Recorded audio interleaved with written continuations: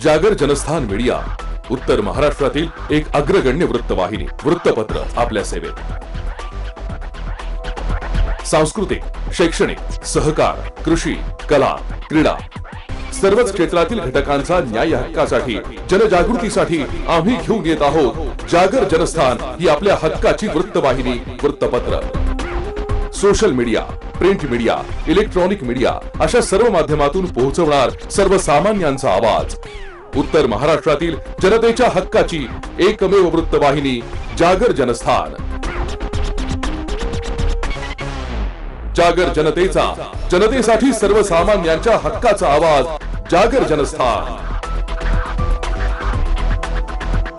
नमस्कार, जागर जनस्थानच्या बुलेटिन मध्ये मी सुनील शिंदे आपलं स्वागत करतोय। आपण घेतोय बातम्यांचा सविस्तर आढावा। आज संपूर्ण महाराष्ट्रात हिंदू हृदय सम्राट बाळासाहेब ठाकरे यांची जयंती कोरोनाच्या पार्श्वभूमीवर अगदी साध्या पद्धतीने साजरी करण्यात आली आहे। त्याच अनुषंगाने सातपूर भागातील शिवसैनिकांनी वंदनीय बाळासाहेब ठाकरे यांना अभिवादन केले। सातपूर भागातील सातपूर गाव, सातपूर कॉलनी, अशोकनगर, श्रमिक नगर तसंच शिवाजीनगर या भागामध्ये चौकाचौकात वंदनीय हिंदू हृदय सम्राट बाळासाहेब ठाकरे यांच्या प्रतिमेला पुष्पहार अर्पण करून प्रतिमेची पूजा करून साध्या पद्धतीने जयंती साजरी करण्यात आली आहे। त्याचप्रमाणे शिवाजीनगर येथे रक्तदान शिबिराचंही आयोजन यावेळी करण्यात आले होते। त्यामध्ये शिवसैनिकांनी उत्स्फूर्त प्रतिसाद देत दिवसभरात 100 रक्तपिशव्यांचे संकलन करण्याचा निर्धार शिवसैनिकांनी यावेळी केलाय। जागर जनस्थानसाठी सुनील बेलदार, नाशिक। तर इकडे दिल्लीत सुरू असलेल्या शेतकरी आंदोलनाला पाठिंबा म्हणून नांदगाव तालुका किसान सभेतर्फे भव्य ट्रॅक्टर रॅली काढण्यात। गेल्या 56 दिवसांपासून दिल्लीत नवीन शेतकरी कायद्याच्या विरोधात सुरू असलेल्या आंदोलनाला पाठिंबा म्हणून किसान सभेतर्फे देशभरात ट्रॅक्टर रॅली काढण्यात आली। त्याचप्रमाणे नांदगाव तालुका किसान सभेतर्फे खादगाव येथून रॅली काढण्यात आली। या रॅलीचे नेतृत्व मनमाड गुरुद्वारा प्रबंधक बाबा रणजित सिंग यांनी केले। त्यांच्यासह शीख बांधव मोठ्या संख्येने यावेळी उपस्थित होते। यावेळी रॅली काढून मोदी सरकारच्या विरोधात जोरदार घोषणाबाजीही करण्यात आली। या ठिकाणी सर्व शेतकरी जमा झाल्यानंतर रॅलीचे छोट्या सभेत रूपांतर झालेले दिसून आले। यावेळी शेकडो शेतकऱ्यांनी नवीन कृषी कायदे रद्द करण्याचीही मागणी केली आहे। यावेळी किसान सभेचे जिल्हा सरचिटणीस कॉम्रेड देविदास भोपळे, कॉम्रेड साधना गायकवाड यांच्यासह किसान सभेचे पदाधिकारी तसेच शीख बांधव मोठ्या संख्येने उपस्थित होते। या सर्व मागण्यांसाठी आम्ही सर्व शेतकरी बांधव आज ट्रॅक्टर रॅली काढत आहोत। जर केंद्र सरकारने त्वरित हे तिन्ही कृषी कायदे रद्द केले नाही तर येत्या काळामध्ये संपूर्ण देशातील शेतकरी बांधव हा दिल्लीमध्ये घुसणार आहेत। याची सरकारने दखल घ्यावी, यासाठी आम्ही हे ट्रॅक्टर रॅली काढलेली आहे। जागर जनस्थानसाठी आमीन शेख, मनमाड।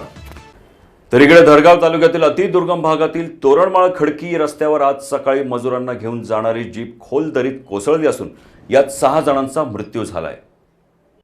धडगाव तालुक्यातील अतिदुर्गम भागातील तोरणमाळ खडकी रस्त्यावर आज सकाळी मजुरांना घेऊन जाणारी जीप खोल दरीत कोसळली असून 6 जणांचा यात मृत्यू झाला असल्याचा प्राथमिक अंदाज व्यक्त केला जातोय। हा अपघात एवढा भीषण होता की मृतांची संख्या वाढण्याची भीती व्यक्त केली जाते। दरम्यान स्थानिक नागरिकांनी मदत कार्य करण्यास सुरुवात केली असून पोलीस घटनास्थळी दाखल झालेत। जखमींना तोरणमाळ ग्रामीण रुग्णालयात उपचारासाठी दाखल करण्यात आले। दरम्यान गाडी खोल दरीत कोसळल्याने इतर प्रवाशांचा शोध सुरू करण्यात आलाय। जागर जनस्थानसाठी जीवनमाळी, नंदुरबार। शिर्डी येथील व्यापाऱ्यांवर नगरपंचायतीने छापा टाकल्यामुळे व्यापाऱ्यांमध्ये चांगलीच खळबळ उडाली। प्लास्टिक पिशव्यांची विक्री करत असताना आढळल्यास कठोर कारवाई करण्यात येईल असं मुख्य कार्यकारी अधिकारी डोईफोडे यांनी यावेळी सांगितलंय। महाराष्ट्र शासनाने राज्यामध्ये प्लास्टिकवर बंदी घातली असूनही राज्य शासनाचा आदेश थोडकावून अनेक ठिकाणी शिर्डीतही प्लास्टिक पिशव्यांची सर्रासपणे विक्री होत असल्याचे निदर्शनास आल्यामुळे शिर्डी नगर पंचायतीने अचानक अत्यंत गोपनीय पद्धतीने अतिक्रमण विभागाच्या पथकासह विविध ठिकाणी धाडी टाकून काही दुकानातून प्लास्टिक पिशव्या जप्त केल्या आहेत। यामुळे शिर्डी परिसरातील प्लास्टिक व्यापाऱ्यांचे धाबे दणाणले असून प्लास्टिक पिशव्यांची होलसेल विक्री करणाऱ्या दुकानदारांमध्ये खळबळ उडाली आहे। या धाडीमध्ये गाडेकर यांच्याकडून मोठ्या प्रमाणात प्लास्टिक तसंच प्लास्टिक पिशव्या जप्त केल्याने शिर्डी तसंच परिसरात अतिक्रमण विभागाचे मोठे कौतुक होत आहे। ही मोहीम अशीच यापुढेही शिर्डी नगर पंचायत मार्फत सलग सुरू राहणार असून शिर्डी नगर पंचायत मुख्य अधिकारी काकासाहेब डोईफोडे यांनी यावेळी सांगितलंय। त्याचे प्लास्टिक जप्त करून त्याला 5,000 रुपये दंड देखील लावण्यात आला। मी नगरपंचायत प्रशासनाद्वारा सर्व व्यापारी लोकांना आवाहन करतो आहे की सिंगल यूज प्लॅस्टिक जे आहे त्याचा वापर टाळा. कोणतीही कॅरीबॅग आपल्या दुकानात दिसणार नाही याची काळजी घ्या.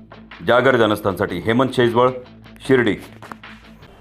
तर नंदुरबार जिल्ह्यातील 5वी ते 8वी वर्ग 27 जानेवारीपासून सुरू करण्याच्या निर्णयामुळे शालेय शिक्षण विभाग सरसावला असून 27 जानेवारीच्या आत शिक्षकांना कोरोना स्वॅब तपासणी पूर्ण करण्याच्या सूचना देण्यात आल्या आहेत.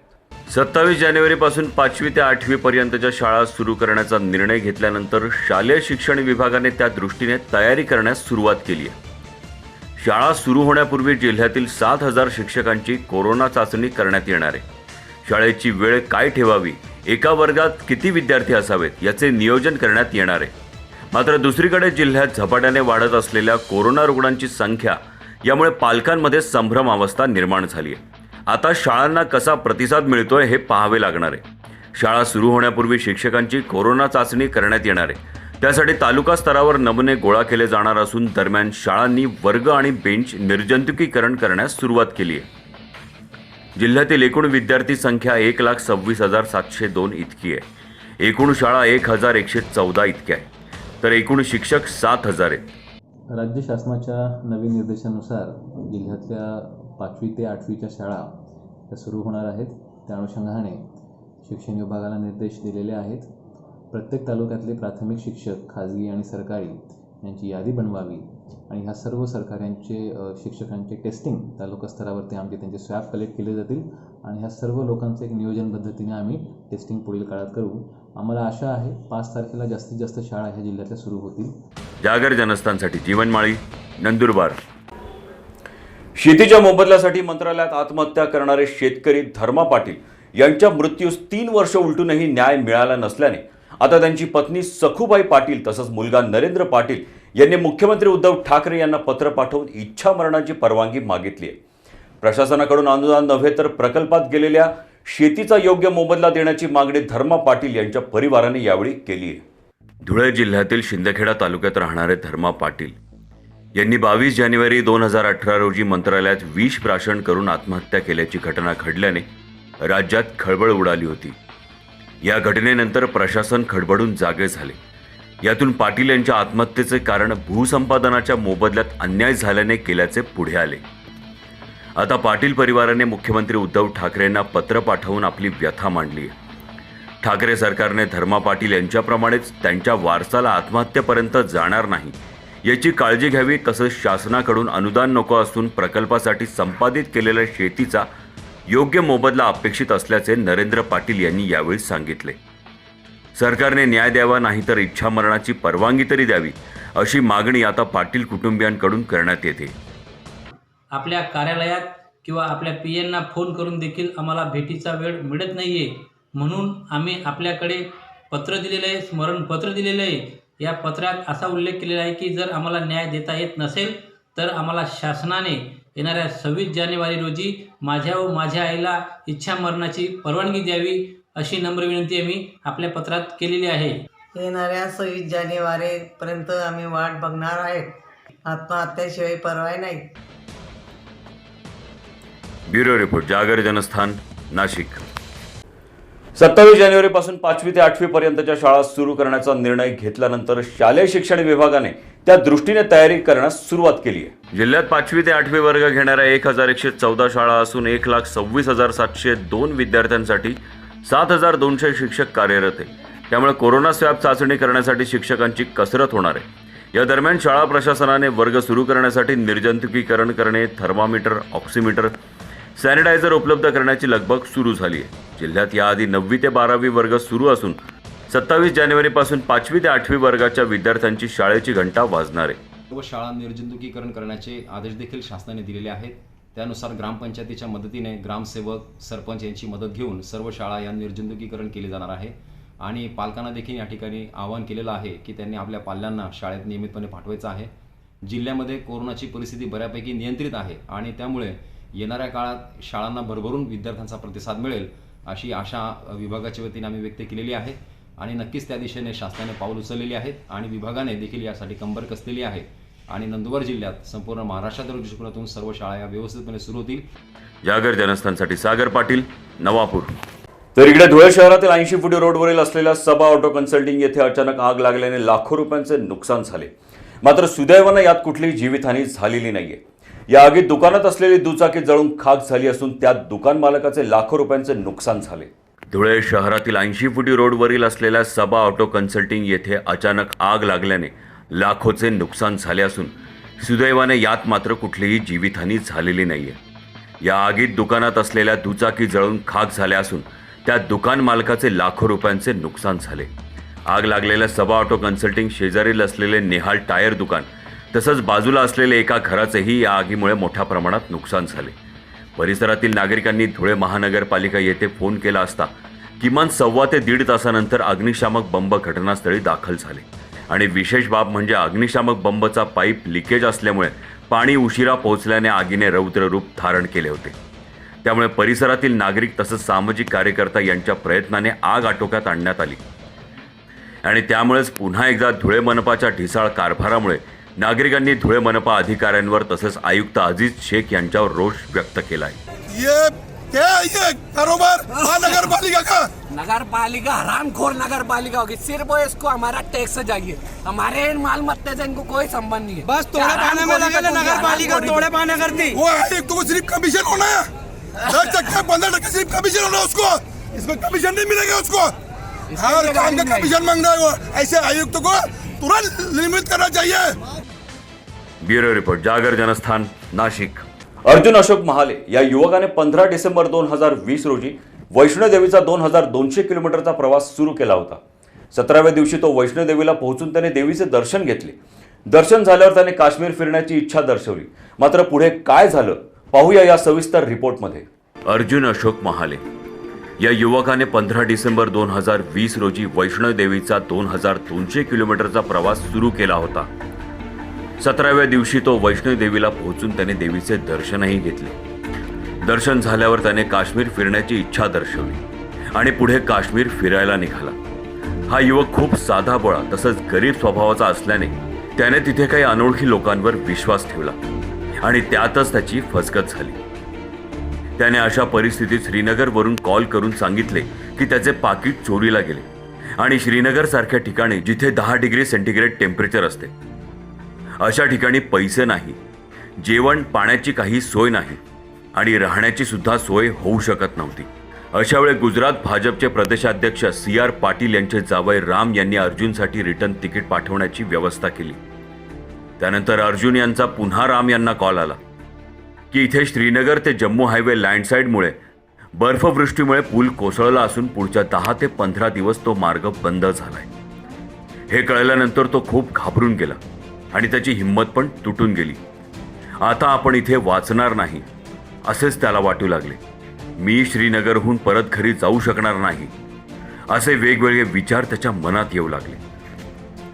पुढील तपास केल्यावर कळाले की अर्जुनला श्रीनगरहून परत आणण्यासाठी फ्लाईटचे ऑप्शन हे शेवटचे ऑप्शन होते आणि म्हणून काहीच विचार न करता राम यांनी त्वरित तिकीट बुक केले आणि विमानाने त्याला मुंबईला पोहोचवले. मुंबईहून अर्जुनने प्रवास करून तो मोहाडी येथे सुखरूप पोहोचला. मोठ्या धैर्याने आणि व्याकुळतेने एकट्याने सायकलवरून वैष्णोदेवीचे दर्शन करण्याकरता प्रवास सुरू केला होता. अर्जुनने अनेक अडचणींना सामोरे जाऊन तो सुखरूप घरी परतला. त्यावेळी त्याचे कुटुंब, मित्र आणि गावातील सर्व लोकांनी मोठा आनंद व्यक्त करून त्याचा सत्कारही केला. अर्जुन, तू हे सिद्ध केले की भक्ती आणि दृढ निश्चयामुळे आपण कोणतेही आव्हान स्वीकारू शकतो. ब्युरो रिपोर्ट, जागर जनस्थान, नाशिक. या बातमीसोबतच वेळ झाली एका ब्रेकची. पैठणीच्या दुनियेतील एकमेव विश्वसनीय नाव म्हणजेच कापसे पैठणी. दर्जा, गुणवत्ता, सुबकता आणि विश्वासाच्या बळावर केवळ महाराष्ट्रात नव्हे तर देशाच्या कानाकोपऱ्यात ग्राहकांच्या पसंतीस उतरलेलं नाव अर्थातच कापसे पैठणी. जेथे आहे अस्सल येवला पैठणी सोबतच कांजीपुरम, गडवाल, पटोला, चंदेरी, बनारस सिल्क साडी, नवरीचा शालू, नववार पैठणी, घागरा, सेला, दागिना सिल्क, कलांजली सिल्क, दुल्हन साडी, मानापानाची सुरत साडी, पैठणी पर्स आणि आणखी कितीतरी व्हरायटीज सोबत नामांकित कंपनीचे शेरवानी, इंडो वेस्टर्न, सूट, कुर्ता, पायजमा, डिझायनर शूटिंग शर्टिंग आणि रेडीमेड जेंट्स वेअर. आमची वैशिष्ट्ये: ऑनलाईन खरेदी सेवा, बस्त्याची खास व्यवस्था, प्रशस्त AC भव्य दालन, पार्किंगची स्वतंत्र व्यवस्था, तात्काळ ग्राहक सेवा, तेव्हा एक वेळ अवश्य भेट द्या. तसंच कोविड-19च्या सर्व नियमांचे पालन करीत घ्या खरेदीचा मनमुराद आनंद. आमचा पत्ता कापसे पैठणी, काळा मारुती रोड, येवला, जिल्हा Nashik. Phone number 02559 267 358 02559 268 358. Proprietor Shri Balasaheb Kapse तसेच श्री दिलीप खोकले तसंच समस्त कापसे परिवार.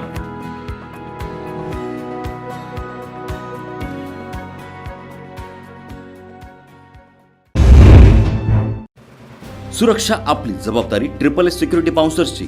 आम्ही पुरवतो कॉर्पोरेट सेवा, औद्योगिक सेवा, वित्तीय संस्था, सुरक्षेसह अंगरक्षक, सशस्त्र रक्षक पुरवणारी विश्वासार्ह संस्था, back team support, well disciplinary uniform staff, train वायझरी युनिट. मुख्य कार्यालय 4 अंबिका अपार्टमेंट, साधू वासवानी मार्ग, होलाराम कॉलनी, नाशिक. 422-002. दूरध्वनी 0253 231 5052. Ganesh 7218 65 600.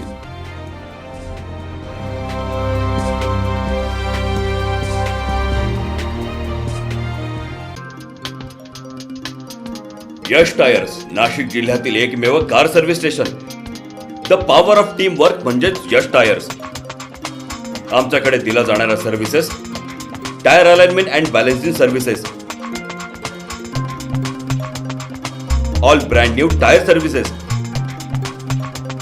Oil change and refill services, batteries installation services, ceramic coating services, interior sanitising and washing services, window film services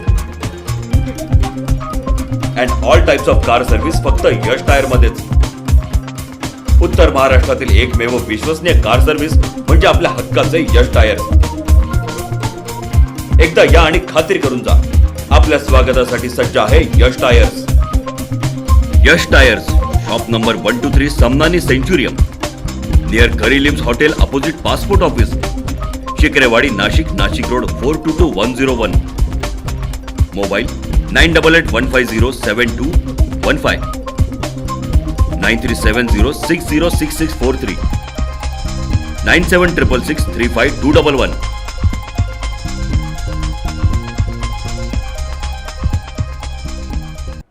नमस्कार. ब्रेक नंतर आपलं स्वागत. आज संपूर्ण महाराष्ट्रात हिंदू हृदय सम्राट बाळासाहेब ठाकरे यांची जयंती कोरोनाच्या पार्श्वभूमीवर अगदी साध्या पद्धतीने साजरी करण्यात आली आहे. त्याच अनुषंगाने सातपूर भागातील शिवसैनिकांनी वंदनीय बाळासाहेब ठाकरे यांना अभिवादन केले. सातपूर भागातील सातपूर गाव, सातपूर कॉलनी, अशोकनगर, श्रमिक नगर तसंच शिवाजीनगर या भागामध्ये चौकाचौकात वंदनीय हिंदू हृदय सम्राट बाळासाहेब ठाकरे यांच्या प्रतिमेला पुष्पहार अर्पण करून प्रतिमेची पूजा करून साध्या पद्धतीने जयंती साजरी करण्यात आली आहे. त्याचप्रमाणे शिवाजीनगर येथे रक्तदान शिबिराचंही आयोजन यावेळी करण्यात आले होते.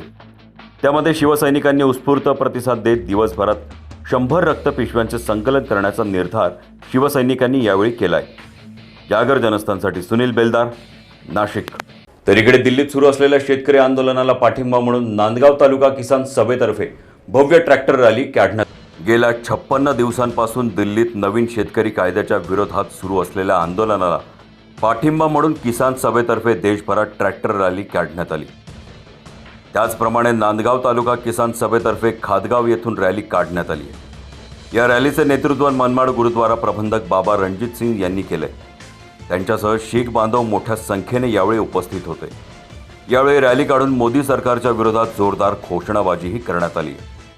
या ठिकाणी सर्व शेतकरी जमा झाल्यानंतर रॅलीचे छोट्या सभेत रूपांतर झालेले दिसून आले. यावेळी शेकडो शेतकऱ्यांनी नवीन कृषी कायदे रद्द करण्याचीही मागणी केली आहे. यावेळी किसान सभेचे जिल्हा सरचिटणीस कॉम्रेड देविदास भोपळे, कॉम्रेड साधना गायकवाड यांच्यासह किसान सभेचे पदाधिकारी तसेच शीख बांधव मोठ्या संख्येने उपस्थित होते. या सर्व मागण्यांसाठी आम्ही सर्व शेतकरी बांधव आज ट्रॅक्टर रॅली काढत आहोत. जर केंद्र सरकारने त्वरित हे तिन्ही कृषी कायदे रद्द केले नाही तर येत्या काळामध्ये संपूर्ण देशातील शेतकरी बांधव हा दिल्लीमध्ये घुसणार आहेत. याची सरकारने दखल घ्यावी, यासाठी आम्ही हे ट्रॅक्टर रॅली काढलेली आहेत. जागर जनस्थानसाठी आमीन शेख, मनमाड. तर इकडे धडगाव तालुक्यातील अतिदुर्गम भागातील तोरणमाळ खडकी रस्त्यावर आज सकाळी मजुरांना घेऊन जाणारी जीप खोल दरीत कोसळली असून यात 6 जणांचा मृत्यू झालाय. धडगाव तालुक्यातील अतिदुर्गम भागातील तोरणमाळ खडकी रस्त्यावर आज सकाळी मजुरांना घेऊन जाणारे जीप खोल दरीत कोसळली असून 6 जणांचा यात मृत्यू झाला असल्याचा प्राथमिक अंदाज व्यक्त केला जातोय. हा अपघात एवढा भीषण होता की मृतांची संख्या वाढण्याची भीती व्यक्त केली जाते. दरम्यान स्थानिक नागरिकांनी मदत कार्य करण्यास सुरुवात केली असून पोलीस घटनास्थळी दाखल झालेत. जखमींना तोरणमाळ ग्रामीण रुग्णालयात उपचारासाठी दाखल करण्यात आले. दरम्यान गाडी खोल दरीत कोसळल्याने इतर प्रवाशांचा शोध सुरू करण्यात आलाय. जागर जनस्थानसाठी जीवनमाळी, नंदुरबार.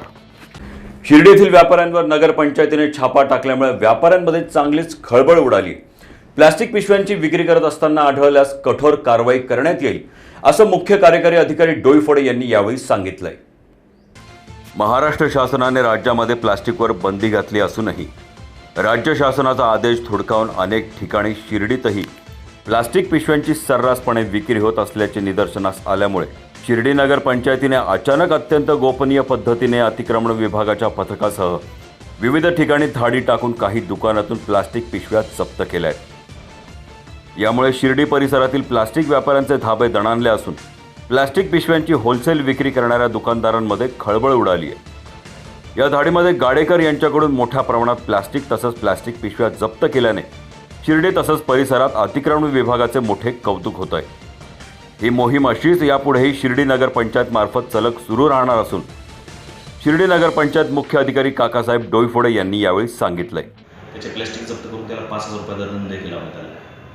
मी नगरपंचायत प्रशासनाद्वारा सर्व व्यापारी लोकांना आवाहन करतोय की सिंगल यूज प्लॅस्टिक जे आहे त्याचा वापर टाळा. कोणतीही कॅरीबॅग आपल्या दुकानात दिसणार नाही याची काळजी घ्या. जागर जनस्थानसाठी हेमंत शेजवळ, शिर्डी.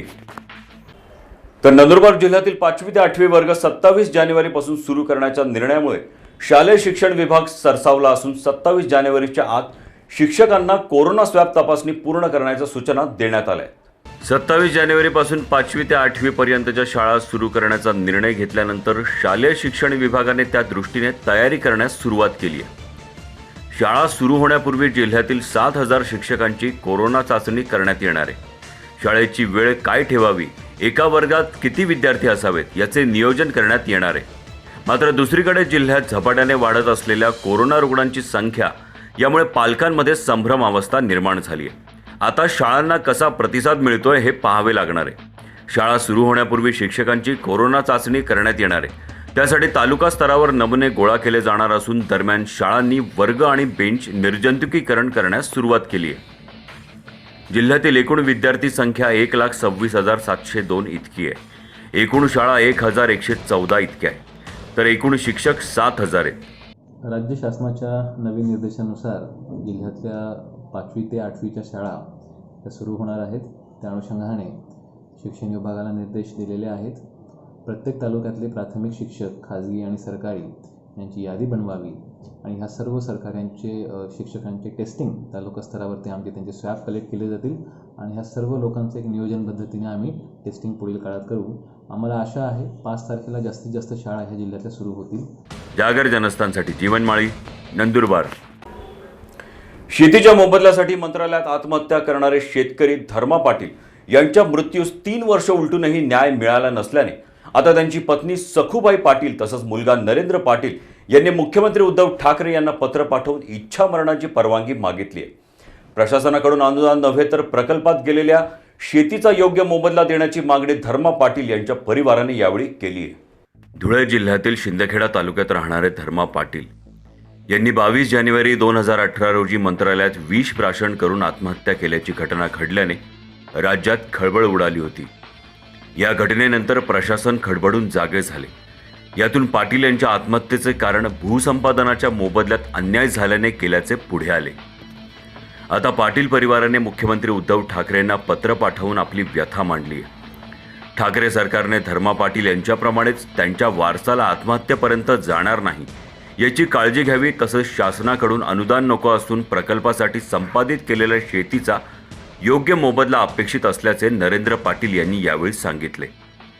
सरकारने न्याय द्यावा, नाहीतर इच्छामरणाची परवानगी तरी द्यावी अशी मागणी आता पाटील कुटुंबियांकडून करण्यात येते.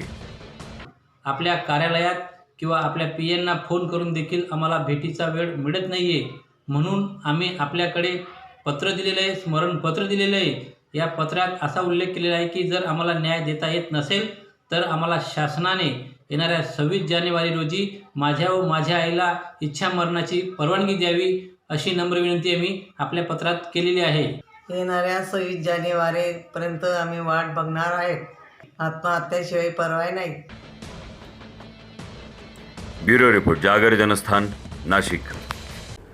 27 जानेवारीपासून 5वी ते 8वी पर्यंतच्या शाळा सुरू करण्याचा निर्णय घेतल्यानंतर शालेय शिक्षण विभागाने त्या दृष्टीने तयारी करण्यास सुरुवात केली आहे. जिल्ह्यात 5वी ते 8वी वर्ग घेणाऱ्या 1114 शाळा असून 1,26,702 विद्यार्थ्यांसाठी 7,200 शिक्षक कार्यरत आहे. त्यामुळे कोरोना स्वॅब चाचणी करण्यासाठी शिक्षकांची कसरत होणार आहे. या दरम्यान शाळा प्रशासनाने वर्ग सुरू करण्यासाठी निर्जंतुकीकरण करणे, थर्मामीटर, ऑक्सिमीटर, सॅनिटायझर उपलब्ध करण्याची लगबग सुरू झाली आहे. जिल्ह्यात याआधी 9वी ते 12वी वर्ग सुरू असून 27 जानेवारीपासून 5वी ते 8वी वर्गाच्या विद्यार्थ्यांची शाळेची घंटा वाजणार आहे. सर्व शाळा निर्जंतुकीकरण करण्याचे आदेश देखील शासनाने दिलेले आहेत. त्यानुसार ग्रामपंचायतीच्या मदतीने ग्रामसेवक, सरपंच यांची मदत घेऊन सर्व शाळा या निर्जंतुकीकरण केले जाणार आहे. आणि पालकांना देखील या ठिकाणी आवाहन केलेलं आहे की त्यांनी आपल्या पाल्यांना शाळेत नियमितपणे पाठवायचं आहे. जिल्ह्यामध्ये कोरोनाची परिस्थिती बऱ्यापैकी नियंत्रित आहे आणि त्यामुळे येणाऱ्या काळात शाळांना भरभरून विद्यार्थ्यांचा प्रतिसाद मिळेल अशी आशा विभागाच्या वतीने आम्ही व्यक्त केलेली आहे. आणि नक्कीच त्या दिशेने शासनाने पाऊल उचललेली आहेत आणि विभागाने देखील यासाठी कंबर कसलेली आहे. आणि नंदुरबार जिल्ह्यात संपूर्ण महाराष्ट्राच्या दृष्टिकोनातून सर्व शाळा या व्यवस्थितपणे सुरू होतील. जागर जनस्थानसाठी सागर पाटील, नवापूर. तर इकडे धुळे शहरातील 80 फुटी रोडवरील असलेल्या सबा ऑटो कन्सल्टिंग येथे अचानक आग लागल्याने लाखो रुपयांचे नुकसान झाले. मात्र सुदैवानं यात कुठलीही जीवितहानी झालेली नाहीये. या आगीत दुकानात असलेली दुचाकी जळून खाक झाली असून त्यात दुकान मालकाचे लाखो रुपयांचे नुकसान झाले. धुळे शहरातील 80 फुटी रोडवरील असलेल्या सबा ऑटो कन्सल्टिंग येथे अचानक आग लागल्याने लाखोचे नुकसान झाले असून सुदैवाने यात मात्र कुठलीही जीवितहानी झालेली नाहीये. या आगीत दुकानात असलेल्या दुचाकी जळून खाक झाल्या असून त्यात दुकान मालकाचे लाखो रुपयांचे नुकसान झाले. आग लागलेल्या सबा ऑटो कन्सल्टिंग शेजारील असलेले नेहाल टायर दुकान तसंच बाजूला असलेले एका घराचेही या आगीमुळे मोठ्या प्रमाणात नुकसान झाले. परिसरातील नागरिकांनी धुळे महानगरपालिका येथे फोन केला असता किमान 1.25 ते 1.5 तासानंतर अग्निशामक बंब घटनास्थळी दाखल झाले. आणि विशेष बाब म्हणजे अग्निशामक बंबचा पाईप लिकेज असल्यामुळे पाणी उशिरा पोहोचल्याने आगीने रौद्र रूप धारण केले होते. त्यामुळे परिसरातील नागरिक तसंच सामाजिक कार्यकर्ता यांच्या प्रयत्नाने आग आटोक्यात आणण्यात आली. आणि त्यामुळेच पुन्हा एकदा धुळे मनपाच्या ढिसाळ कारभारामुळे नागरिकांनी धुळे मनपा अधिकाऱ्यांवर तसंच आयुक्त अजीज शेख यांच्यावर रोष व्यक्त केला आहे. ये कारोबार नगरपालिका का नगरपालिका हरामखोर नगरपालिका होगी. सिर्फ इसको हमारा टैक्स चाहिए. हमारे माल मत्ते से इनको कोई संबंध नहीं है. बस तोड़े पाने में लगे नगरपालिका तोड़े पाने करती. वो एक तो सिर्फ कमीशन होना है. 10% 15% सिर्फ कमीशन होना उसको. इसमें कमीशन नहीं मिलेगा उसको. हर काम का कमीशन मांग रहा है वो. ऐसे आयुक्त को तुरंत निलंबित करना चाहिए. ब्युरो रिपोर्ट, जागर जनस्थान, नाशिक. अर्जुन अशोक महाले या युवकाने 15 डिसेंबर 2020 रोजी वैष्णोदेवीचा 2200 किलोमीटरचा प्रवास सुरू केला होता. 17व्या दिवशी तो वैष्णोदेवीला पोहोचून त्याने देवीचे दर्शन घेतले. दर्शन झाल्यावर त्याने काश्मीर फिरण्याची इच्छा दर्शवली. मात्र पुढे काय झालं पाहूया या सविस्तर रिपोर्टमध्ये. अर्जुन अशोक महाले या युवकाने 15 डिसेंबर 2020 रोजी वैष्णोदेवीचा 2200 किलोमीटरचा प्रवास सुरू केला होता. 17व्या दिवशी तो वैष्णोदेवीला पोहोचून त्याने देवीचे दर्शनही घेतले. दर्शन झाल्यावर त्याने काश्मीर फिरण्याची इच्छा दर्शवली आणि पुढे काश्मीर फिरायला निघाला. हा युवक खूप साधाभोळा तसंच गरीब स्वभावाचा असल्याने त्याने तिथे काही अनोळखी लोकांवर विश्वास ठेवला आणि त्यातच त्याची फसगत झाली. त्याने अशा परिस्थितीत श्रीनगरवरून कॉल करून सांगितले की त्याचे पाकीट चोरीला गेले आणि श्रीनगरसारख्या ठिकाणी जिथे 10 डिग्री सेंटीग्रेड टेम्परेचर असते अशा ठिकाणी पैसे नाही, जेवण पाण्याची काही सोय नाही आणि राहण्याची सुद्धा सोय होऊ शकत नव्हती. अशा वेळी गुजरात भाजपचे प्रदेशाध्यक्ष CR पाटील यांचे जावई राम यांनी अर्जुनसाठी रिटर्न तिकीट पाठवण्याची व्यवस्था केली. त्यानंतर अर्जुन यांचा पुन्हा राम यांना कॉल आला की इथे श्रीनगर ते जम्मू हायवे लँडस्लाईडमुळे बर्फवृष्टीमुळे पूल कोसळला असून पुढच्या 10 ते 15 दिवस तो मार्ग बंद झालाय. हे कळल्यानंतर तो खूप घाबरून गेला आणि त्याची हिंमत पण तुटून गेली. आता आपण इथे वाचणार नाही असेच त्याला वाटू लागले. मी श्रीनगरहून परत घरी जाऊ शकणार नाही असे वेगवेगळे विचार त्याच्या मनात येऊ लागले. पुढील तपास केल्यावर कळाले की अर्जुनला श्रीनगरहून परत आणण्यासाठी फ्लाईटचे ऑप्शन हे शेवटचे ऑप्शन होते आणि म्हणून काहीच विचार न करता राम यांनी त्वरित तिकीट बुक केले आणि विमानाने त्याला मुंबईला पोहोचवले. मुंबईहून अर्जुनने प्रवास करून तो मोहाडी येथे सुखरूप पोहोचला. मोठ्या धैर्याने आणि व्याकुळतेने एकट्याने सायकलवरून वैष्णोदेवीचे दर्शन करण्याकरता प्रवास सुरू केला होता. अर्जुनने अनेक अडचणींना सामोरे जाऊन तो सुखरूप घरी परतला. त्यावेळी त्याचे कुटुंब, मित्र आणि गावातील सर्व लोकांनी मोठा आनंद व्यक्त करून त्याचा सत्कारही केला. अर्जुन, तू हे सिद्ध केले की भक्ती आणि दृढ निश्चयामुळे आपण कोणतेही आव्हान स्वीकारू शकतो. ब्युरो रिपोर्ट, जागर जनस्थान, नाशिक. या बातमीसोबतच वेळ झाली इथेच थांबण्याची. आपण कुठे जाऊ नका. आपण पाहत राहा जागर जनस्थान. जाता जाता तमाम आमच्या उत्तर महाराष्ट्रातल्या प्रेक्षकांना आणि महाराष्ट्रातल्या प्रेक्षकांना जाहीर आवाहन. कोरोनाची वॅक्सिन आता मार्केटमध्ये आलेली आहे. मात्र आपल्या सर्वांना एक सूचित करण्यात येतं की ही वॅक्सिन सुरक्षित आहे. त्यामुळे ह्या वॅक्सिनचा आपण नक्कीच फायदा घ्या आणि लवकरात लवकर स्वतःला सुरक्षित करून घ्या. स्वतःबरोबर इतरांची काळजी घ्या आणि सुरक्षित राहा. पैठणीच्या दुनियेतील एकमेव विश्वसनीय नाव म्हणजेच कापसे पैठणी. दर्जा, गुणवत्ता, सुबकता आणि विश्वासाच्या बळावर केवळ महाराष्ट्रात नव्हे तर देशाच्या कानाकोपऱ्यात ग्राहकांच्या पसंतीस उतरलेलं नाव अर्थातच कापसे पैठणी. जेथे आहे अस्सल येवला पैठणी सोबतच कांजीपुरम, गडवाल, पटोला, चंदेरी, बनारस सिल्क साडी, नवरीचा शालू, नववार पैठणी, घागरा, सेला, दागिना सिल्क, कलांजली सिल्क, दुल्हन साडी, मानापानाची सुरत साडी, पैठणी पर्स आणि आणखी कितीतरी व्हरायटीज सोबत नामांकित कंपनीचे शेरवानी, इंडो वेस्टर्न, सूट, कुर्ता, पायजमा, डिझायनर शूटिंग शर्टिंग आणि रेडीमेड जेंट्स वेअर. आमची वैशिष्ट्ये: ऑनलाईन खरेदी सेवा, बस्त्याची खास व्यवस्था, प्रशस्त एसी भव्य दालन, पार्किंगची स्वतंत्र व्यवस्था, तात्काळ ग्राहक सेवा. तेव्हा एक वेळ अवश्य भेट द्या. तसंच कोविड-19च्या सर्व नियमांचे पालन करीत घ्या खरेदीचा मनमुराद आनंद. आमचा पत्ता: कापसे पैठणी, काळा मारुती रोड, येवला, जिल्हा Nashik. Phone number 02559267358, 02559268358. Proprietor Shri Balasaheb Kapse तसेच श्री दिलीप खोकले तसंच समस्त कापसे परिवार.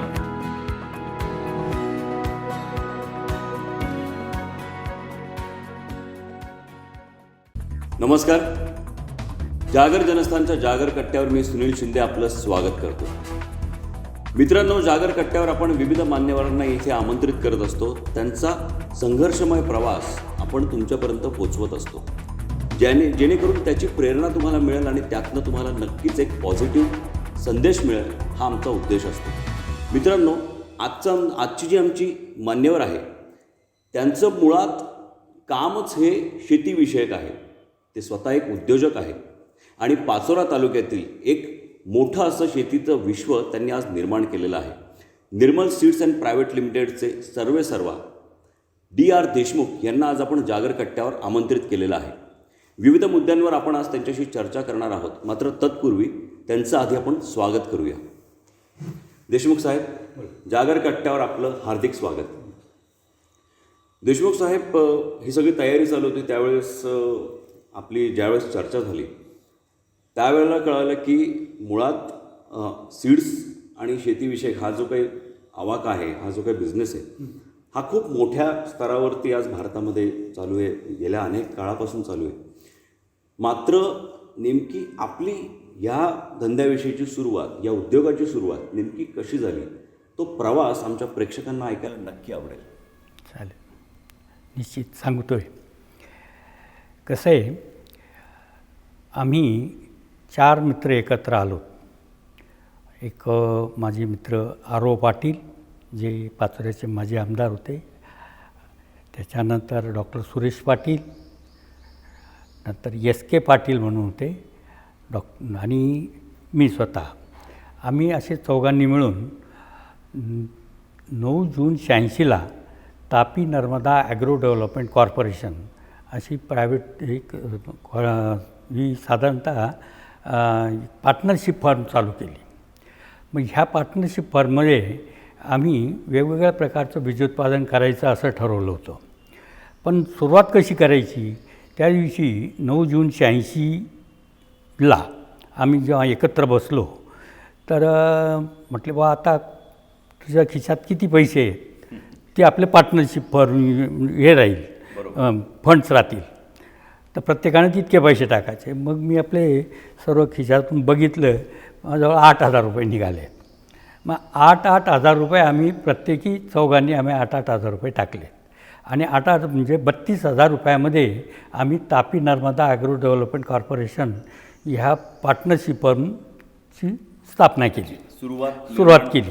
हां, मग सुरुवात कशी करायची तेव्हा म्हटलं वा आता कोणत्या बियाण्याला डिमांड आहे तर म्हणले भेंडीचं बियाणं चांगलं राहील. मग भेंडी कोणती तर म्हणे परभणी क्रांती भेंडी. मग परभणी क्रांती भेंडीचं बियाणं म्हटलं मग परभणीला जाऊन सदर ब्रीडरकडनं जर आणलं तर चांगलं राहील म्हणून मी स्वतः डॉक्टर नेरकर साहेब त्यावेळेस ब्रीडर होते जे आपल्या महात्मा फुले कृषी विद्यापीठाचे माजी कुलगुरू होऊन गेले, व्हाईस चान्सलर. तर त्यांना रिक्वेस्ट केली आणि त्यानुसार त्यांनी मला एक 18 किलो बी एका शेतकऱ्याकडे आहे म्हणले ते बी देतो पण ते 100 रुपये किलोनं भाव मिळून त्यांनी सांगितलं. म्हटलं ठीक आहे. मी 1800 रुपये त्यातून त्यांना दिले आणि ते बी शेतकऱ्यानं मला आणून दिलं. मग ते बियाणं आम्ही इथे SK पाटील म्हणून आमचे मित्र ते पार्टनरच आमचे त्यांच्या शेतावर पेरलं. ते पेरल्यानंतर मग दररोज आपण तिथे जाऊन करायचं काय, बियाणं तो उगवणार आहे ते येणार आहे नंतर बी त्याचं तयार होणार आहे, हा बराच वेळ जाणार आहे. मग त्या वेळेपर्यंत आपण काय करायचं म्हणून आम्ही चौघं एकत्र बसायचो संध्याकाळी आणि त्यावेळेला आमचं जे ऑफिस होतं पाचोऱ्याचे आदर्श कृषी सेवा केंद्र आरो पाटील जे आत्ता आमचे तात्यासाहेब आरो पाटील म्हणतो आम्ही नंतर, त्यावेळेस आमचे तात्या आरोच होते ते. तर त्यांच्या दुकानात आम्ही बसत असो आणि तिथं बसून मग आम्ही एक पार्टनरशिप फर्मचा एक हे तयार केला की ज्याला आपण बँकेला द्यावा लागतो रिपोर्ट, तशा पद्धतीनं आम्ही एक बजेट तयार करून त्याचा एक प्रोजेक्ट रिपोर्ट तयार केला आणि तो प्रोजेक्ट रिपोर्टनुसार आम्ही ते करण्याचं ठरवलं की व्हेजिटेबलचा एक केला आणि व्हेजिटेबल सीडचा आणि एक फ्लावर सीडचा असे 2 प्रोजेक्ट रिपोर्ट तयार केले. त्याच्यात आमचे डॉक्टर TT पाटील म्हणूनही आम्हाला त्यांचे सहकार्य जास्त लाभलं. तेच खरे आमचे गुरु हे मार्गदर्शक होते आणि त्यांनी त्या पद्धतीनं आम्हाला योग्य असं मार्गदर्शन त्या काळात केलं होतं. त्याच्यानंतर ज्यावेळेस आम्ही 2 वर्ष त्याच्यात आमचे टाईमपास गेला, एक वर्ष 1988पासून 89पर्यंत आपला 86ला आम्ही स्थापना केली, 9 जून 86ला स्थापना केली. त्याच्यानंतर 1988मध्ये आम्ही निर्मल सीड्स प्रायव्हेट लिमिटेडची स्थापना केली. पण ती स्थापना करण्याच्या अगोदर ज्यावेळेस आम्ही तापी नर्मदा चालू केली तेव्हा असं ठरवलं की बा आपण आता काहीतरी नुसतं भाजीपाल्याचं बियाणं किंवा फ्लावरचं बियाणं विकण्यापेक्षा आपण अजून काही दुसरं काही करता येईल का, इतर गोष्टी इतर बियाणं. मग डॉक्टर TT पाटील जे आमचे गुरु होते त्यांनी मला एक सांगितलं, अरे बा तुमचेच रिलेटिव्ह आहेत म्हणले. म्हटलं कोण तर म्हणे बा MR देशमुख यांची अतुल सीड कंपनी आहे याला अमरावतीला, तर त्यांच्याकडनं तुम्ही ते घेऊ शकतात. म्हटलं ठीक आहे काही हरकत नाही. मग त्यांच्याकडे गेलो. म्हटलं बा मला बाजरीचं बियाणं पाहिजे BK 560, त्यावेळेसची पिरियड व्हरायटी होती ती, नोटिफाईड व्हरायटी होती. मग BK 560 आम्ही एक ट्रकचं बियाणं मी तिकडनं त्यांच्याकडनं उधार घेतलं. उधार मी असं सांगितलं की बा आम्ही विकल्यानंतर पैसे देऊ, आमच्याकडे आता पैसे नाही आहेत. तर म्हणले वा ठीक आहे तुम्ही जर तसं म्हणत असाल तर हरकत नाही, पण कशात नेणार, कसं पॅक करणार. म्हटलं मला काही त्यातलं काही हे नाही. म्हणे मग आपण पिशव्या तयार करून घेऊ, तेच पिशव्या. मग त्यांच्याकडनं ते कापडी पिशव्या तयार करून घेतल्या, त्याच्यात प्रिंटिंग केली आणि त्यावेळेला मग मी ब्रँड काय असावा म्हणून इकडं फोन केला की बा आम्ही असं डिस्कस करतो आहे तर ब्रँड आपण काय ठेवला पाहिजे. व Tapi Narmada agro development corporation हे ठीक आहे पण ब्रँड कसा असला पाहिजे, ब्रँड नेम म्हणजे ब्रँडच एस्टॅब्लिश करायचा. मार्केटमध्ये कुठलेही आपण ज्यावेळेस जातो तर ब्रँड एस्टॅब्लिश करायचा. म्हणून मग मी तिथून फोन लावला आमचे मित्र आरो पाटील, एस के पाटील, की बुवा आपण ब्रँड कोणता असा पद्धतीनं ठेवला पाहिजे की जेणेकरून आपल्याला त्याच्यावर आपल्याला थोडंसं ब्रँड पुढं फेमस करता येईल आणि मार्केटिंगच्या दृष्टिकोनातून सोयीचं लोकांपर्यंत पोहोचेल. मग आम्ही सहज चर्चा करता करता मग म्हणजे बा तापी नर्मदा, मग पाणी कसं निर्मल, मग निर्मल सीड आमचं तिघांचं म्हणून मग म्हटलं बघा निर्मल सीड मलाही योग्य वाटतं, तुम्हाला योग्य वाटतं का बघा. म्हणे वा ओके, कारण आपण निर्मल सीड्स नाव एस्टॅब्लिश करूया, हा तो ब्रँड आपण फेमस करूया. मग त्या दृष्टिकोनातनं आम्ही निर्मल सीड्स हा ब्रँड ठेवला. तापी नर्मदा ॲग्रो डेव्हलपमेंटच्या बॅग चालू केल्या ना मी तर त्यावेळेला आम्ही वरती ब्रँड नेम असायचं निर्मल सीड्स आणि खाली develop by produce by Tapi Narmada agro development corporation अशा पद्धतीचं हे असायचं. आणि ते मार्केटिंग ते मग BK 560 झाली. ती मग आम्ही आणलं एक ट्रक ज्यावेळेस मी घेऊन आलो आरो ताते आमचे, त्यांना म्हटलं बा कार बा ही गाडी आणली तुमची BK 560. अरे बापरे म्हणे, मग ही एवढी गाडी इतकी नाही बा, मला 6 पोते काढून दे म्हणे, 6 कट्टे. म्हटलं मी गाडी नाही फोडत बा, गाडी फोडणं मला की योग्य वाटत नाही. आता गाडी 6 कट्टे द्यायचे आणि बाकीची आजची गाडी. म्हटलं तर काय करायचं, तर म्हटलं मी आता फोडत नाही, बघल मी तुला नंतर देईल वाटलं तर. मग मी तसंच ती गाडी पुढं 40गावला नेली. 40गावला आपले शेतकरी संघ, 40गावचा शेतकरी संघ, त्या शेतकरी संघामध्ये प्रल्हादराव रूपराव निकम PR निकम ते मॅनेजर होते. ते जी तो थोडंसं रिलेशन आमचं लागत होतं त्यांच्याशी. मग त्यांना भेटलो मी 40गावला. त्यांच्याकडं ती पिशवी एक बरोबर घेऊनच गेलो होतो. त्यांना म्हटलं बाई हे Tapi Narmada agro development corporation आमची कंपनी आम्ही चालू केलेली आहे आणि हे बियाणं आहे BK 560 सर्टिफाईड बियाणं आहे, तर हे आपण विकून दिली एक गाडी तर बरं होईल. म्हणे बा रेट काय, म्हटलं आता रेट काय सांगावं यांना. म्हटलं मैकोचा जो रेट असेल ना त्या रेटप्रमाणे, नाही म्हणे मैकोचा रेटप्रमाणे नाही मी देऊ शकत, पण मैकोपेक्षा 1 रुपया कमी. म्हटलं चालेल, ओके, नो प्रॉब्लेम. पण मी त्यावेळेचा अंदाज पाहिला किंवा याच्यामध्ये आपल्याला चांगलं मार्जिन मिळू शकते. मग मी त्या पद्धतीनं त्यांना ओके केलं आणि गाडी विकल्यानंतर पैसे द्या, काही प्रॉब्लेम नाही झालं. ते त्याच्यानंतर 3ऱ्या दिवशी त्यांचा फोन आला आणि दिलीप तू ये आणि तुझे पैसे घेऊन जा.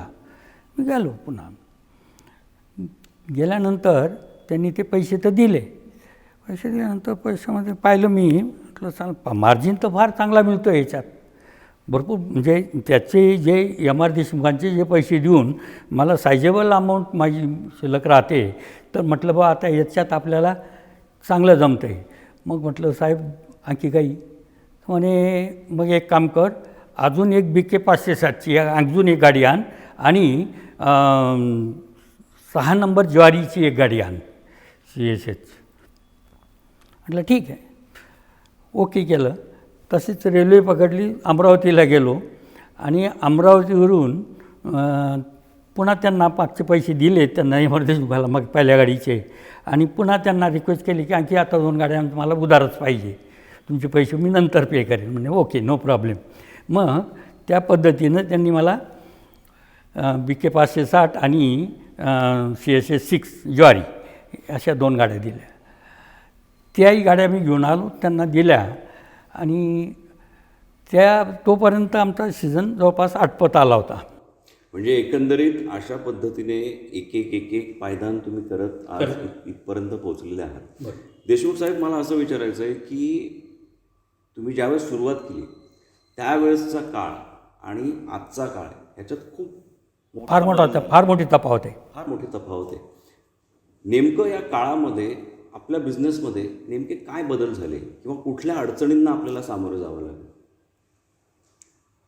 आता तसं जर बघितलं, अडचणी म्हटल्या तर फार मोठ्या अडचणी. सुरुवातीला म्हणजे बँकेचं लोनची फार गरज असते, CC लिमिट. त्यावेळेला आम्हाला सुरुवातीला म्हणजे स्टेट बँकने उभंच केलं नव्हतं. आम्हाला फक्त 1,00,000 रुपये मोठ्या मुश्किलीनं अनेक वेळेस जाऊन भेटल्यानंतर विनंती केल्यानंतर 1,00,000 रुपये CC आम्हाला दिली.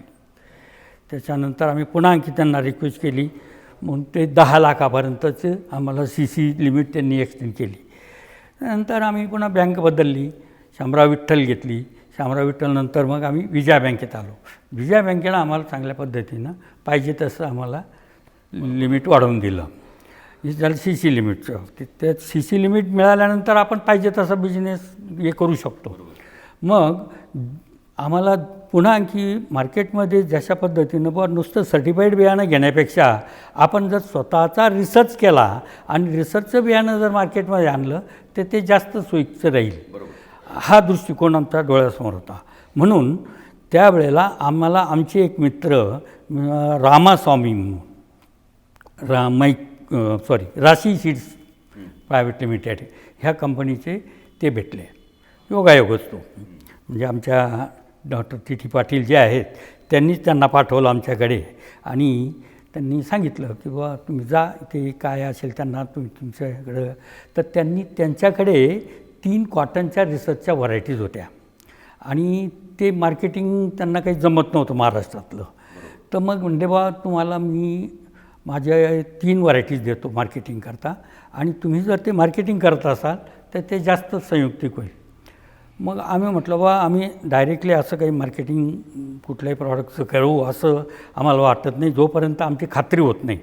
मग आम्ही काय केलं, देशोन्नतीचे पोहरे म्हणून आहे बघा, पोहरेंच्या त्यांच्या शेतावर अकोल्याजवळ गाव आहे त्यांचं एक, त्या शेतामध्ये आम्ही त्यांच्या तिथे ट्रायल घेतली.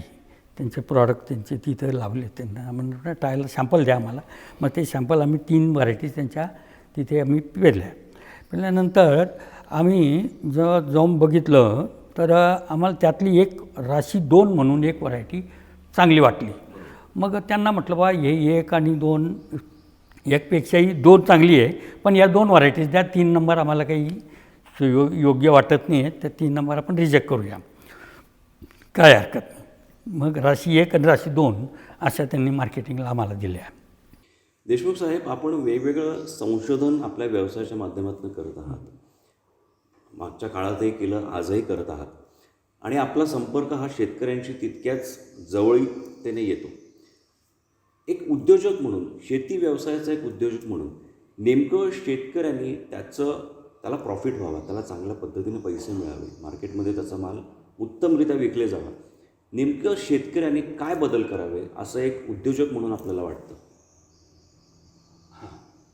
शेतकऱ्यांनी काय बदल करावे तर या संदर्भात मला असं सांगावंसं वाटतं आहे की आता शेतकरी थोडंसं जागृत झालेला आहे.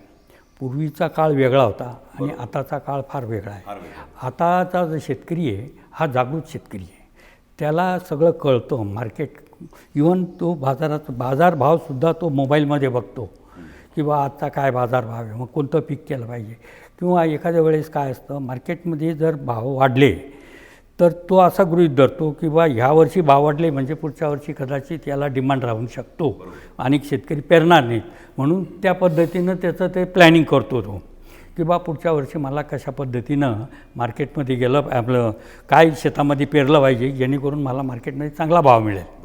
मग तो शेतकरी आता हा एक त्याचा अभ्यास झाला, तात्पुरता अभ्यास म्हणजे वरच्यावर केलेला. परंतु मला असं वाटतं शेतकऱ्यांनी नुसतं स्वतःच्या प्रिडिक्शनवर न जाता जर त्यांनी मार्केटमध्ये जाऊन डीलर लोकांना विचारलं, डीलर लोकांना फार, आता तुम्हाला मी खात्रीपूर्वक सांगतो की शेतकऱ्यांना खरं मार्गदर्शन करणारे आमचे डीलर वर्ग आहे. आम्ही तर डायरेक्टली काही हे करू शकत नाही, परंतु आम्ही ज्यावेळेस सीड प्रोडक्शन प्रोग्राम देत असतो शेतकऱ्यांच्या शेतावर, आता आमचे अनेक रिसर्च आहेत, आमचे अनेक रिसर्च आम्ही वेगवेगळे प्रॉडक्ट मार्केटमध्ये आणलेले आहेत. तर त्यांनी आणखी शेतकऱ्यांनी डीलरकडे गेलं पाहिजे. वेगवेगळ्या ज्या सीड्स कंपन्या आहेत त्यांच्याकडच्या रिसर्च कंपनीच्या त्यांचे रिसर्च पाहायला गेलं पाहिजे. त्यांना आम्ही बोलवत असतो, वेळोवेळी आम्ही त्यांना मार्गदर्शन करत असतो. या बुवा तुम्ही आमचे R&D बघा. R&Dमध्ये आम्ही रिसर्च वेगवेगळे डेमो लावलेले असतात, खास शेतकऱ्यांना दाखवण्यासाठी पण शेतकरी तर आम्ही अनेक शेतकऱ्यांना आणतो.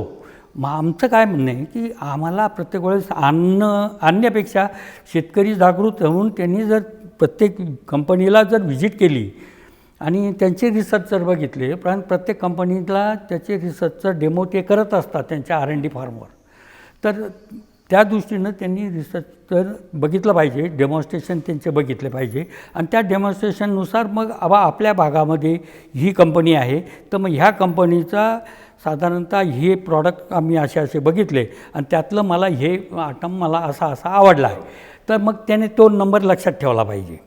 आणि ज्यावेळेस मार्केटमध्ये आमचा माल जातो त्यावेळेला त्याने त्याचा डिमांड केला पाहिजे शेतकऱ्याने त्या व्यापाऱ्याकडे. तर व्यापारी वर्ग फार हुशार असतात, व्यापारी वर्गांचं ते योग्य असं मार्गदर्शन करत असतात. म्हणजे मी तुम्हाला सांगितलं सुरुवातीला, व्यापारी आमचा खरा दुवा कोण नाही, शेतकरी आणि सीड कंपनीमधला खरा दुवा हा व्यापारी, कृषी सेवा केंद्रावाले हे व्यापारी वर्ग आहे. आम्ही त्यांना ट्रेनिंग देत असतो, त्या पद्धतीनं ते योग्य असं मार्गदर्शन शेतकऱ्यांना करत असतात. त्यामुळं आज जी प्रगती दिसते आहे ना, त्याच्यामध्ये ह्या कृषी सेवा केंद्राच्या लोकांचा, म्हणजे ॲग्रो सर्व्हिस सेंटर्स ह्या लोकांचा, ह्या व्यापाऱ्यांचा आणि शेतकऱ्यांचा, त्यामुळं व्यापाऱ्यांची भरभराट होते, शेतकऱ्यांना चांगलं उत्पन्न मिळतं. परंतु वस्तुस्थिती ही आहे की उत्पन्न तर मिळतं, परंतु बाजारभाव काय. आता काय झालं आहे, शेतकऱ्यांचं एक थोडंसं वळण असं आहे, जशा पद्धतीनं हे क्रॉप एकाच क्रॉपवर सगळे वळतात. मला पुढचा मुद्दा तोच घ्यायचा होता की कधी कधी काय होतं, सपोज एखाद्या शेतकऱ्यांनी जर कांद्याचं पीक घेतलं असेल तर मग त्या गावामध्ये बऱ्यापैकी कांद्याचंच उत्पादन फार मोठ्या प्रमाणात, आणि मग नंतर त्याला भाव पाहिजे तसा मिळत नाही. मात्र ह्याचं कुठेतरी एक मॅनेजमेंट असावं असं नाही वाटत का? किंवा त्याचं नेमकं काय त्याचं सोल्युशन असलं पाहिजे? त्याचं बरोबर तुम्ही म्हणतायत, ते सोल्युशन असलं पाहिजे, याच्यात शंका नाही. परंतु शेतकरी काय माहिती आहे का, शेतकऱ्यांना असं वाटतं की बा हे जो मार्गदर्शन करायला आलेले आहेत हे लोक कदाचित आपल्याला आपली दिशाभूल करण्याचा प्रयत्न करत आहेत, असं म्हणजे असंच त्यांना वाटतं. म्हणून तो स्वतःच्या मनाचंच करतो, तो ऐकून घेत नाही. म्हणून मला असं वाटतं याच्यामध्ये गव्हर्मेंटचा हस्तक्षेप असला पाहिजे. गव्हर्मेंटनं काय करायला पाहिजे की एक ठराविक भागामध्ये व आता समजा जळगाव जिल्हा आहे तर जळगाव जिल्ह्यामध्ये फक्त कॉटन क्रॉपच करावं, म्हणजे कंपल्शन असलं पाहिजे की गव्हर्मेंटनं अशा पद्धतीनं किंवा तुमच्या भागामध्ये इथे कॉटन चांगलं येतं ना तर फक्त कॉटनच करा, कापूसचं एकच पीक करा. तुम्ही भलाई कुठल्या व्हरायटी तुमच्या सोयीनुसार लावा, पण कापूस एकच पीक सगळीकडं सगळ्या शेतकऱ्यांनी लावलं पाहिजे. अशा पद्धतीचं बंधन त्यांच्यावर, पिकांची एकंदरीत त्यांनी विभागणी डिस्ट्रिक्ट वाईज विभागणी केली गेली पाहिजे. किंवा कोणत्या भागात, आता धुळ्यामध्ये बाजरी पिकते, त्यांनी बाजरी केली पाहिजे. अकोला त्यांनी ज्वारी केली पाहिजे.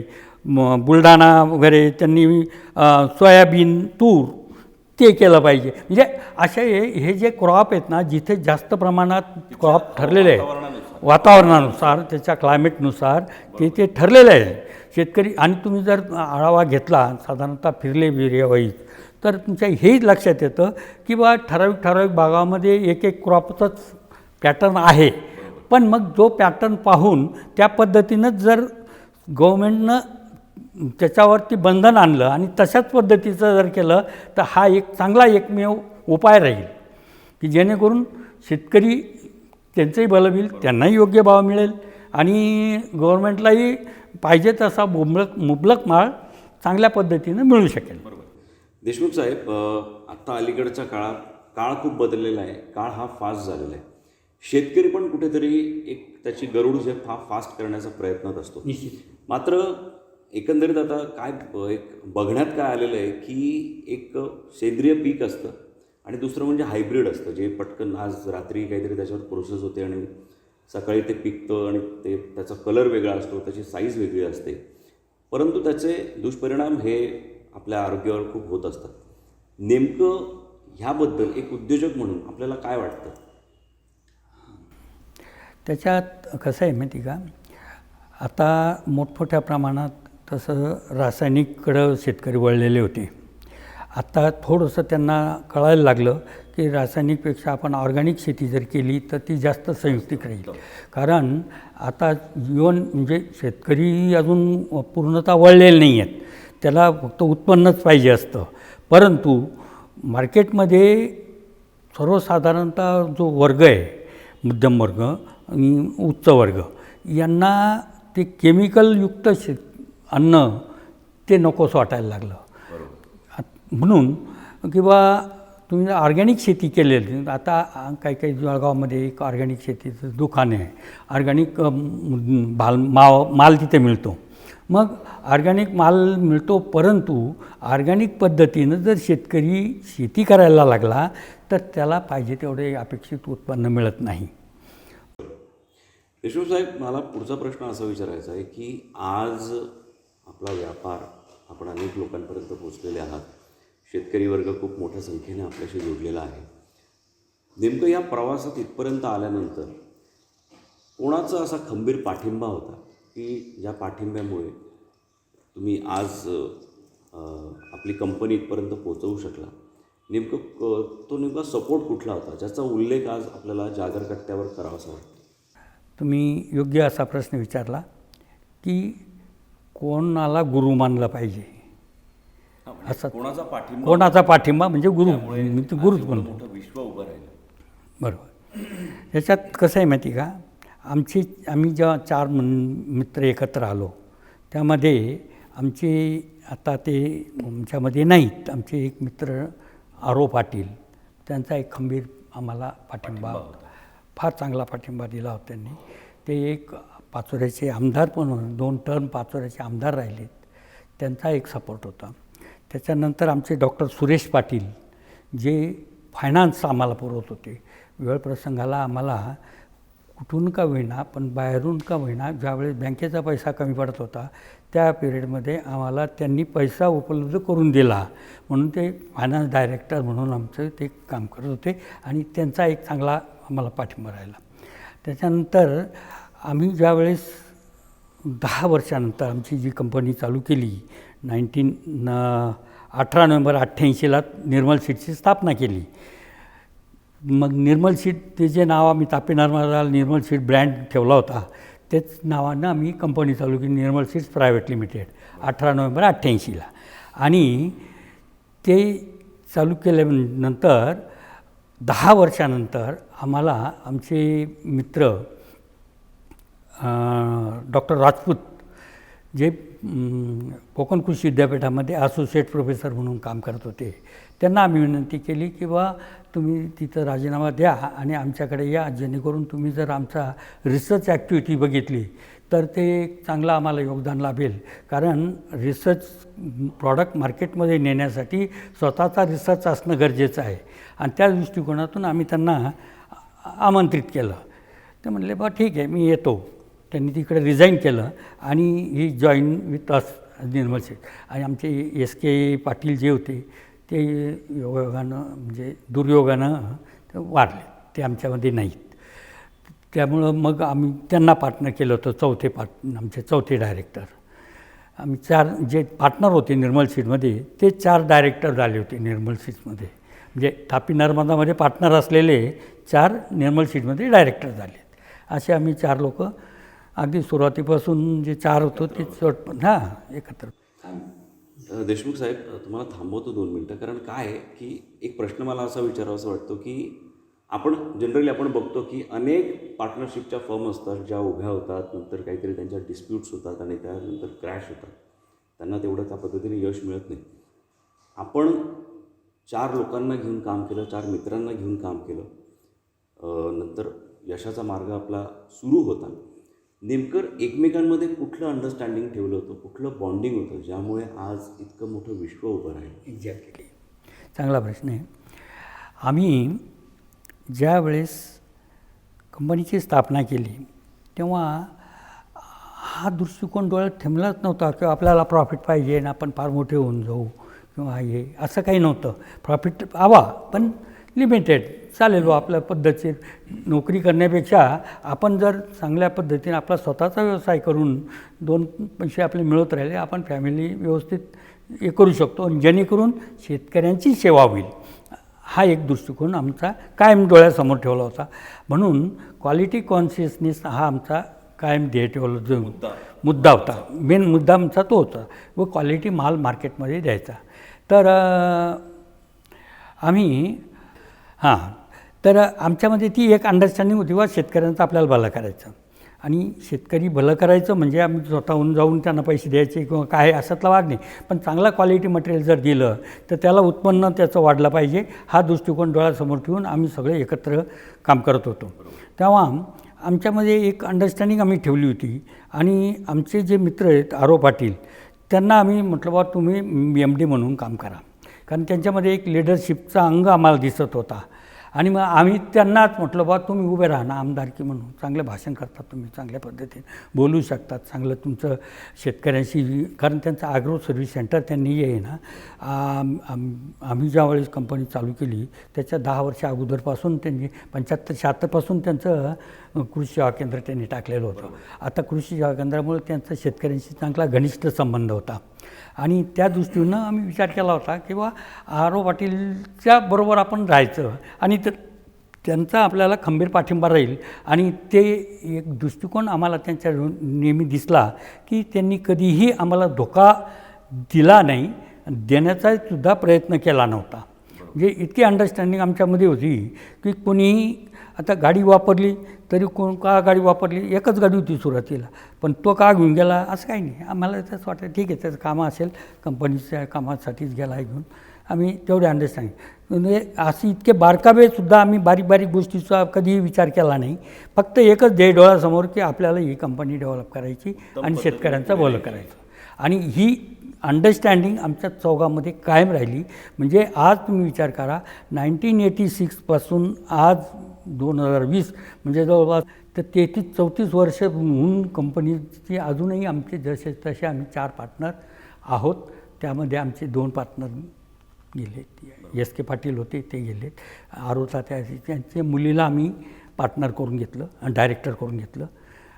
SK आव्हांची मुलगा होता तो कृषी सेवा केंद्र त्यांचं ते म्हणते मग मी आय एम बिझी हिअर मी माझं कृषी सेवा केंद्र चालवतो. त्यामुळं ते त्यांचं कृषी सेवा केंद्र त्यांचं ते त्या पद्धतीनं व्यवस्थित चालवतं. देशमुख साहेब आपल्या या प्रवासामध्ये आता आपण इतक्या उत्तम पद्धतीने आपला हा यशाचा मार्ग संपन्न केलेला आहे, तो चालू आहे पुढे आणि हे जे काही उदाहरण तुम्ही आपण आत्ता आमच्या प्रेक्षकांपर्यंत पोहोचवलं की पार्टनरशिप फॉर्म उत्तम पद्धतीने रन होऊ शकते हे फार कमी बघायला मिळतं. मुळात ह्याच्यामध्ये वाढ झाली पाहिजे तर कुठेतरी महाराष्ट्रात असो किंवा भारतामध्ये एक उद्योजकतेला अजून चांगली प्रेरणा मिळेल. हे फार चांगलं उदाहरण आज आपल्यामार्फत आम्हाला लोकांपर्यंत पोहोचवता आलं. मला पुढचा प्रश्न असा विचारायचा आहे की आज इथपर्यंत ह्या प्रवासापर्यंत आपण आलेला आहात.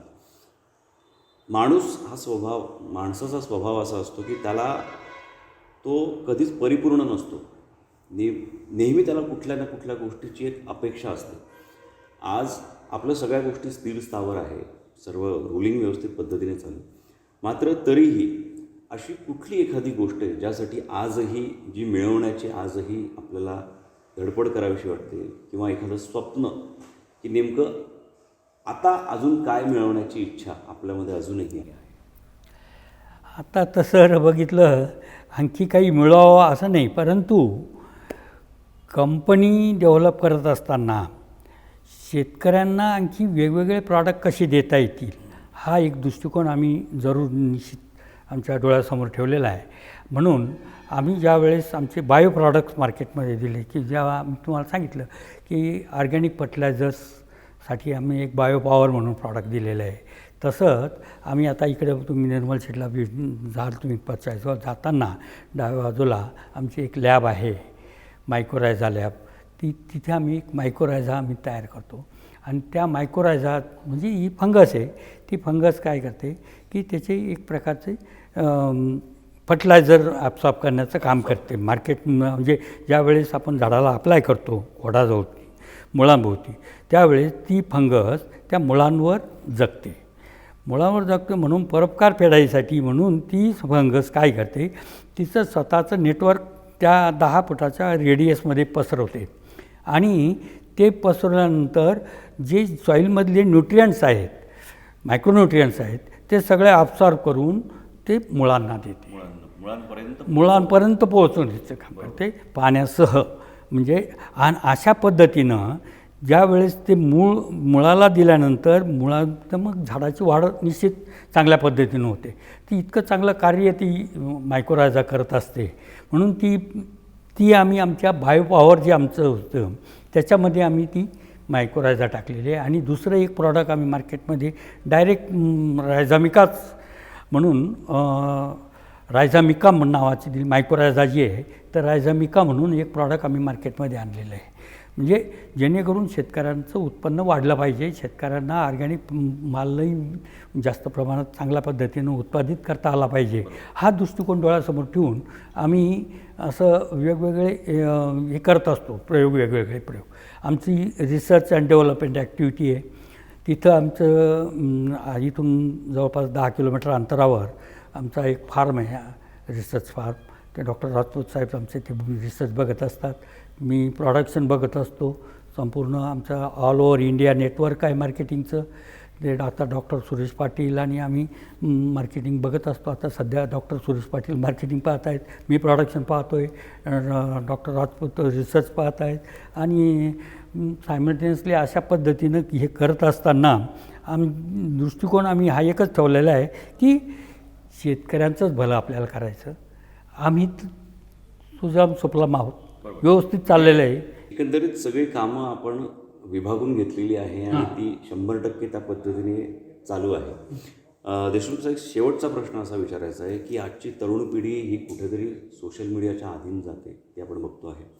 मात्र त्यांनी पुन्हा येऊन शेतीमध्ये इंटरेस्ट घ्यावा, शेतीमध्ये त्यांनी प्रगती करावी, म्हणून आज आपण जागर जनस्थान जागर कट्ट्याच्या माध्यमातून तरुणांना काय आवाहन करणार, त्यांना काय मार्गदर्शन करणार?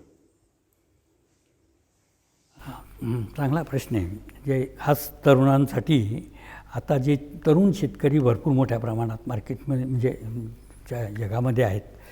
ग्रामीण भागात शहरी भागातनं पण ह्या गोष्टीकडे त्यांनी वळलं पाहिजे. शहरी भागातल्या लोकांसाठी मी पहिल्यांदा सांगेल की कसं आहे, शहरी भागामध्ये प्रत्येकाच्या घरावर तुम्ही एक ज्याला आपण परस गार्डन म्हणतो, तर तशा पद्धतीने टेरेसवर जर भाजीपाला तयार केला तर करता येतो. आणि आता आमचे बंधू आहेत, त्यांची नर्सरी आहे, ते भाजीपाल्याची रोपं तयार करतात, अनिल देशमुख म्हणून द्वारका नर्सरी. तर ते तशा पद्धतीच्या अनेक ठिकाणी नर्सरीज आहेत आणि प्रत्येकाला रोपं इझिली तयार रोपं मिळतील. मग ते रोप जर त्यांनी त्या मीडियामध्ये लावलं, वरती शेतात मातीची गरज नाही त्याला, कोणता मीडिया येतो, कोकोपीट. तर त्या कोकोपीटमध्ये त्याला फक्त पाण्याची गरज असते, थोडीशी पाण्याची गरज असते. ते कोकोपीटमध्ये जर आपण टाकलं आता चांगल्या पद्धतीनं, म्हणजे तिथं मातीची गरज नाही आणि कोकोपीटमध्ये चांगलं पीक येऊ शकतं, हे आम्ही म्हणलो. आणि त्याच्यामध्ये फक्त हे जे वॉटर सोल्युबल फर्टिलायझर्स आहे ते पण त्याच्यात दिले गेले पाहिजे. म्हणजे पुन्हा त्याला फर्टिलायझरची गरज दुसरी आणखी आपले जे फुत्यानं वाहतात त्याची गरज नाही, त्याची ग्रॅन्युल्स द्यायची गरज नाही, फक्त वॉटर सोल्युबल फर्टिलायझर्स द्यायला करू शकतो. असं हे दुसरं व्हर्टिकल गार्डन त्यालाच म्हणतात, व्हर्टिकल गार्डन. तर तशा पद्धतीनं शेतकरी म्हणजे जो हा आपला वर्ग आहे ना, तरुण वर्ग आताचा जो प्रश्न विचारला होता, तर त्या तरुण वर्गानं अशा पद्धतीनं जरी केलं, त्याला गरज नाही आहे की बाबा मला विहीरच खोदली पाहिजे, मला पाणीच असलं पाहिजे, नॉट नेसेसरी. त्याने त्या पद्धतीनं आपलं घरातलं पाणी त्यासाठी ट्यूबवेल बसवून घेतली, तर आपलं बोअर पंप बसवला, बोअरनं पाणी दिलं तरी त्याचं शेती चांगल्या पद्धतीनं तो करू शकतो. म्हणजे त्या पद्धतीमध्ये बदल पण तो आता काय झालं आहे, तो खर्चिक बाब आहे, त्याला भांडवल लागतं आहे फार मोठ्या प्रमाणात. तसं आता करणं ते शक्य नाही. तो भांडवलासाठी तो बिचारा बसलेला आहे. त्याची घरची शेती बरीचशी पडू नये. मग पडीत असलेल्या शेतीमध्ये काय करावं ह्या दृष्टीनं थोडंसं विचार जर केला तर आता आम्ही तुम्हाला सांगतो की उडीद, मूग, तूर आज गव्हर्मेंटनं चांगले भाव दिलेले आहेत. MSP चांगली ठेवलेली आहे. मग त्या पडीत म्हणजे त्याची जी शेती आहे कोरडवाहू शेती म्हणतो आपण त्याला, त्या कोरडवाहू शेतीमध्ये उडीद, मूग, तूर हे असे जरी पिकं त्यांनी घेतले, सोयाबीन, तरी त्याला चांगल्या तरी सुद्धा त्यांना चांगलं उत्पादन मिळू शकतं.